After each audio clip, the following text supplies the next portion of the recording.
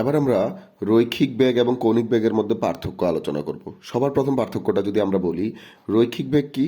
রৈখিক বেগ হলো রৈখিক সরণের সাথে সময়ের সাথে রৈখিক সরণের পরিবর্তনের হার, যেটাকে আমরা বলতে পারি সরণের সময়ের সাথে ডিফারেন্সিয়েশন করলে আমরা কি পেয়ে যাব? রৈখিক বেগ। ঠিক সিমিলার কৌণিক বেগ কি হলো? এটা কৌণিক সরণের ডিফারেন্সিয়েশন করলে আমরা কি পাবো? আমরা হলো যে কৌণিক বেগ পাবো। প্রথম পার্থক্য গেল। দ্বিতীয় পার্থক্য, রৈখিক বেগের একক কি? মিটার পার সেকেন্ড, এবং কৌণিক বেগের একক কি? রেডিয়ান পার সেকেন্ড, যে দুটো মূলত এসআই একক। কৌণিক বেগের আরেকটা একক আছে যেটা হলো কি আরপিএম, যেটা কি রেভলিউশন পার মিনিট। তাহলে 1 RPM ইজ ইকুয়াল টু কত? 2π/60 রেডিয়ান পার সেকেন্ড। এটা কেন হয় এটা একটু পরে আমরা আলোচনা করব আবার। তাহলে এটা আমাদের দ্বিতীয় পার্থক্য।